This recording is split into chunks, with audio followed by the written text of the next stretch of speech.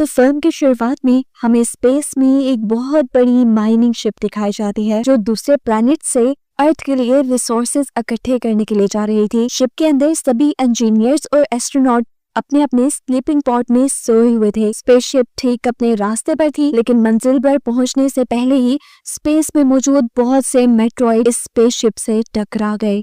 Meteoroids का size बहुत बड़ा था, जिससे इस माइनिंग शिप को अच्छा खासा नुकसान पहुंचा। अभी इसके पॉड स्पेसशिप से छूट कर इमरजेंसी लैंडिंग करने लगे और ऐसे ही एक एस्केप पॉड में हमें एंडी को दिखाया गया। वो हाइबरनेशन ड्रग्स की वजह से सो रहा था, लेकिन स्पेसशिप के खतरे में आते ही उसका एआई उसे जगाता है और उसे इमरजेंसी लैंडिंग के लिए तैयार करता है। उसकी सूट की ऑक्सीजन फुल करता है, जिसके बाद एआई के ही रोबोटिक आर्म्स उसे एक अजीब सा सूट पहना देते हैं। एंडी के पॉड से बाहर देखा गया तो एंडी जैसे बहुत से और एस्केप पॉड तेजी से किसी दूसरे प्लेनेट पर लैंड कर रहे थे, लेकिन वहां का एटमॉस्फेयर अच्छा ना होने की वजह से कई पॉड उस प्लेनेट पर लैंड करने से पहले ही ब्लास्ट हो जाते हैं और उसमें मौजूद एस्ट्रोनॉट्स और इंजीनियर्स मारे जाते हैं। इन्हीं सभी पॉड्स के साथ एंडी का पॉड भी इसी प्लेनेट के पहाड़ी इलाके पर क्रैश लैंड करता है। क्रैश लैंडिंग की वजह से एंडी अपने पॉड में ही बेहोश हो गया और उसे होश आया अपनी फैमिली की यादों से। एंडी के होश में आते ही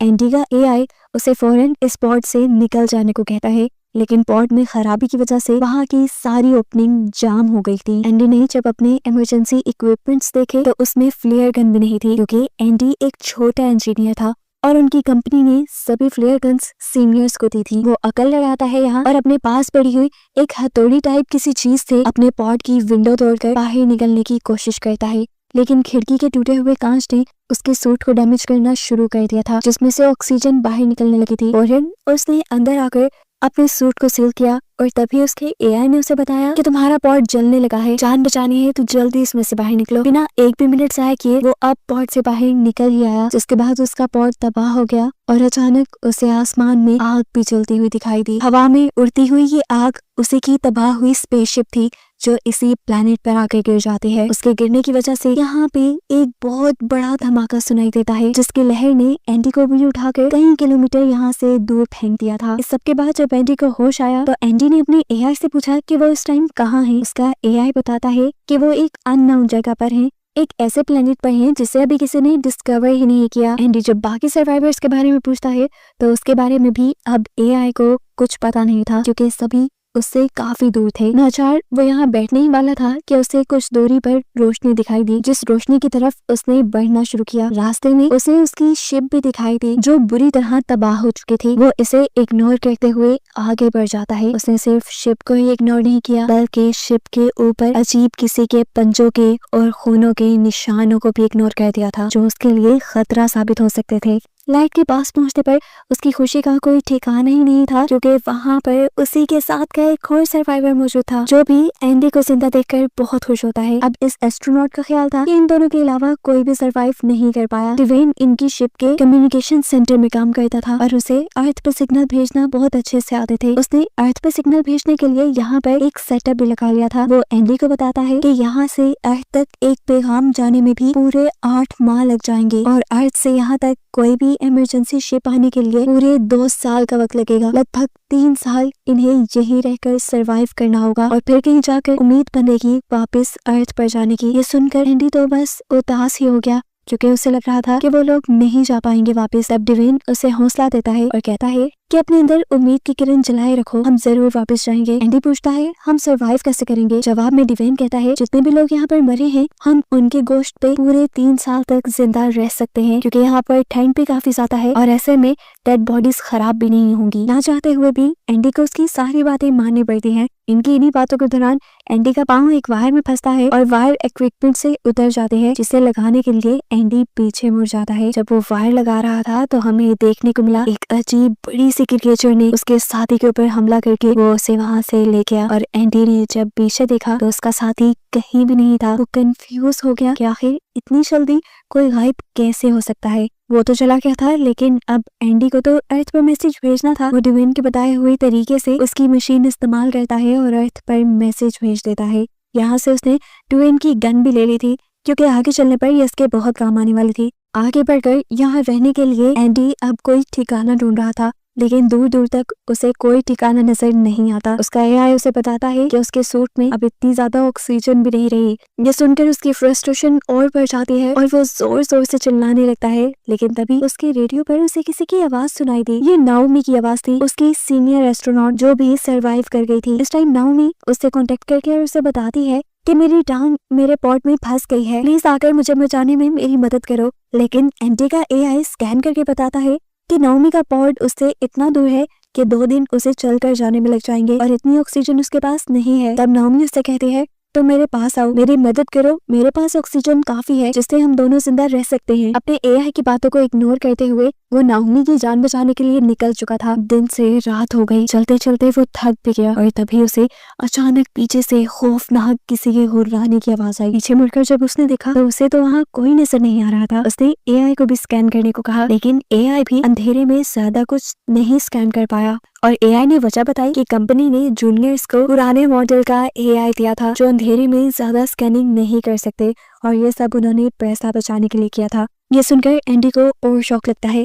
एंडी को लग रहा था कि यहाँ कहीं कोई क्रिएचर है, लेकिन एंडी ने इसे अपना वहम समझा क्योंकि कोई क्रिएचर अभी तक उसने अपनी आंखों से नहीं देखी थी। थोड़ी आगे बढ़ने पर उसे जमीन पे अजीबोगरीब होल दिखाई दिए जो किसी के पाँव के निशान लग रहे थे। इनका पीछा करते हुए वो आगे पहुंचा तो उसे एक बहुत बड़ा होल दिखाई दिया और वो समझ गया कि यहाँ पर मकड़ी की तरह की कोई क्रिएचर रहती है और ये बात वो नाओमी को भी इन्फॉर्म कर देता है। डरकर वो यहाँ से भागने वाला था कि तभी उसके एआई ने स्कैन करके बताया कि उसके बहुत से मेंबर्स यही आसपास उसके इर्द गिर्द ही हैं। वो देखता है कि उसके वो मेंबर्स चलते हुए उसके करीब भी आ रहे थे और जब वो रेडियो के जरिए उनसे कांटेक्ट करने की कोशिश कर रहा था तो किसी ने भी उसे रिस्पॉन्ड नहीं किया और वो समझ गया कि जरूर उसके सभी साथियों को इन स्पाइडर जैसे एलियंस ने हमला कर खा लिया होगा और उनके पेट के अंदर से ही ये सारे सिग्नल आ रहे हैं। अभी वो यही सब सोच रहा था कि उसे दोबारा से वही खौफनाक आवाजें अपने आसपास से सुनाई देने लगी, जैसे कोई क्रिएचर एलियन उसकी तरफ बढ़ रही हो। वो अपने हेलमेट की लाइट भी बंद कर देता है और वहीं छुप जाता है, लेकिन क्रिएचर शायद अभी भी उसे देख पा रही थी। वो उसकी तरफ बढ़ रही थी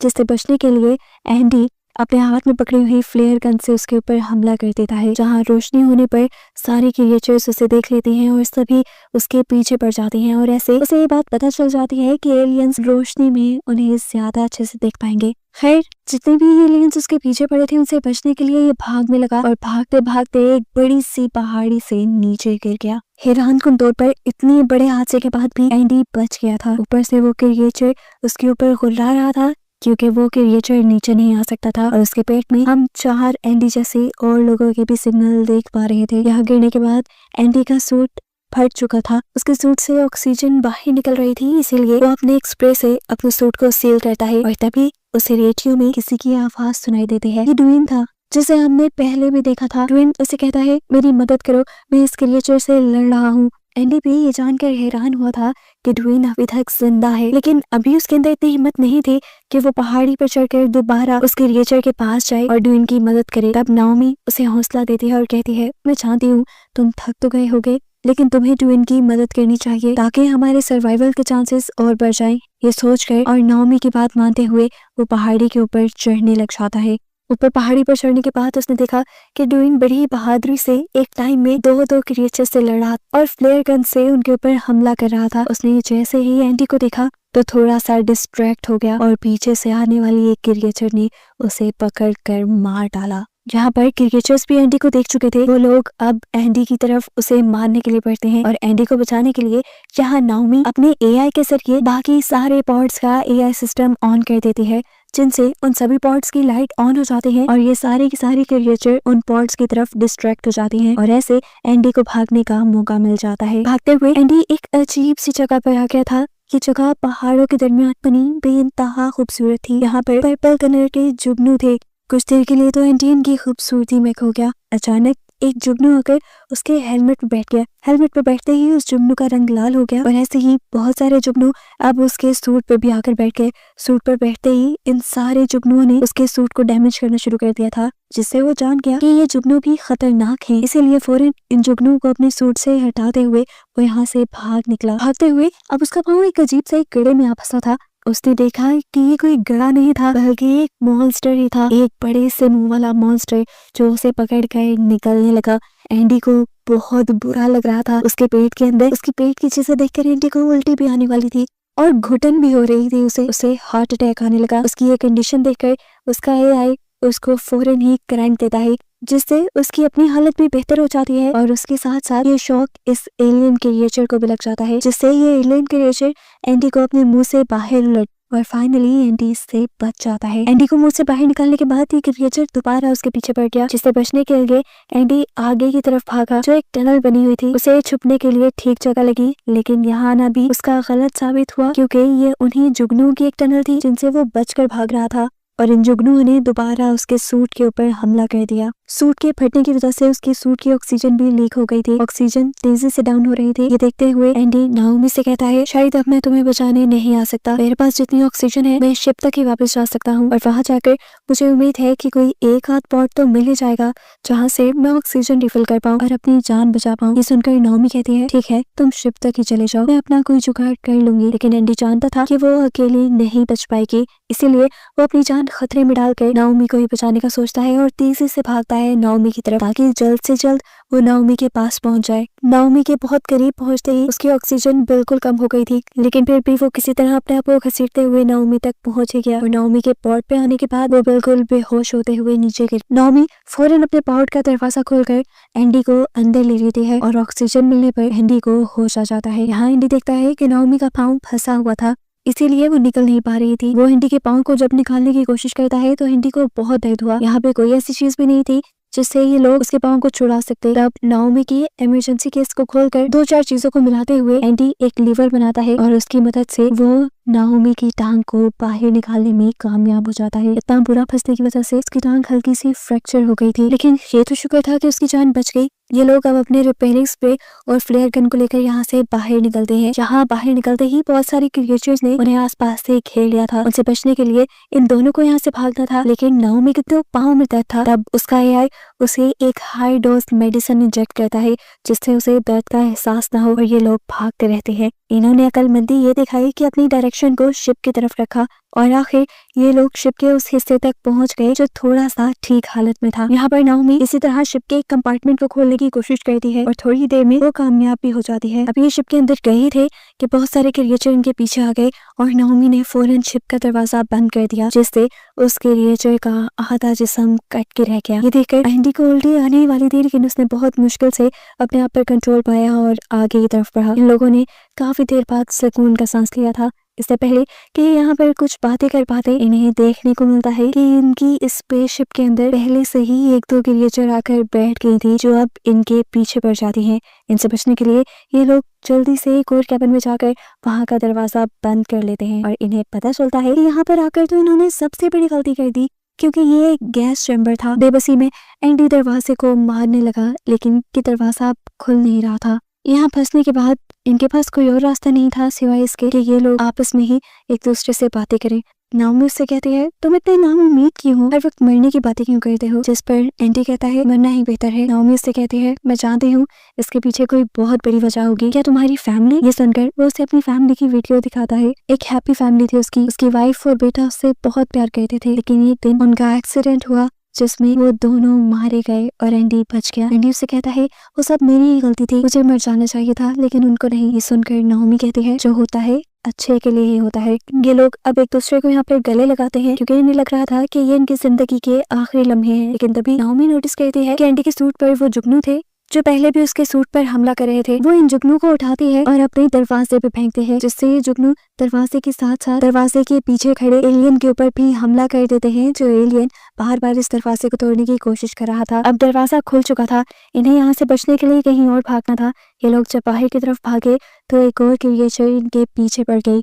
इससे ये लोग कैसे जान छुड़वाते? तब नाओमी को एक आइडिया आता है। वो कहते हैं कि हम लोग इसे एस्केप पॉड के नीचे ले जाकर मार देंगे, लेकिन इमरजेंसी एस्केप पॉड के छूटने में भी 15 मिनट लग जाते थे। इसीलिए ये लोग प्लान बनाते हैं और एंडी डिसाइड करता है पहले एस्केप पॉड तक पहुंचने का। एस्केप पॉड स्पेसशिप के निचले हिस्से में था और वहां तक जाने के लिए इन्हें काफी टाइम लग जाता, लेकिन जब ये देखते हैं कि वो क्रिएचर इनके पीछे है तो ये दोनों बिना डरे जंप कर देते हैं और वो क्रिएचर भी अपने बड़े बड़े पाँव स्पेसशिप में फंसाते हुए इनके पीछे आ जाती है। एंडी एस्केप पॉड में बैठकर उसे ऑन करने की कोशिश करता है, जबकि नाओमी अपने आप को एक ट्रैप के अट्रैक्शन की तरह बनाकर क्रिएचर को अपने पीछे लगाते हुए उस एस्केप पॉड तक लेकर आती है जिसमें एंडी उसे रिलीज करने के लिए बैठा था। क्रिएचर के ठीक एस्केप पॉड के नीचे आते ही एंडी के एस्केप पॉड भी रिलीज हो जाता है और फाइनली इनकी जान उस क्रिएचर से बच जाती है। एस्केप पॉड के नीचे गिरने की वजह से ऊपर एक बहुत बड़ा शॉक लगा था। हमें पता चला था कि इस एस्केप पॉड में इतनी एनर्जी नहीं थी कि वो रिलीज कर पाए। उसको एनर्जी देने के लिए एंडी ने अपनी सूट की सारी एनर्जी यूज कर ली, जिसके नतीजे में अब वो मारा गया था। उसने सैक्रिफाइस नाओमी को बचाने के लिए दिया था। नाओमी ये बात समझ गई थी। उसे मरा हुआ देखकर वो यहाँ फूट फूट कर रोने लगी, लेकिन अगले ही सेकंड एंडी ने आंखें खोल दी और यहाँ रिवील हुआ कि एंडी मरा नहीं था, वो सिर्फ बेहोश हुआ था। उसे जिंदा देखकर नाओमी की जान में जान आती है। ये लोग इस टाइम इतने इमोशनल थे कि एक दूसरे से कुछ भी नहीं कह पाए। अचानक इनके मुंह पे रोशनी टकराई और इन्होंने देखा कि सुबह हो चुकी थी। ये लोग अपने स्पेसशिप की विंडो की तरफ आते हैं और इस अजीबोगरीब खतरनाक प्लेनेट की खूबसूरती को देखने लगते हैं। जो भी था, ये तो इन दोनों ने माना था कि ये प्लेनेट था बहुत खूबसूरत और अब अगले 3 साल तक इन्हें इसी प्लेनेट पर रहना था, क्योंकि 3 साल बाद ही कोई शिप इन्हें यहाँ रेस्क्यू करने के लिए आती। 3 साल तक ये लोग एक दूसरे का साथ देने वाले थे और इंतजार करने वाले थे। यहाँ नाओमी एंडी का हाथ पकड़ लेती है और बस यही दिखाते हुए ये मूवी यहाँ खत्म हो जाती है।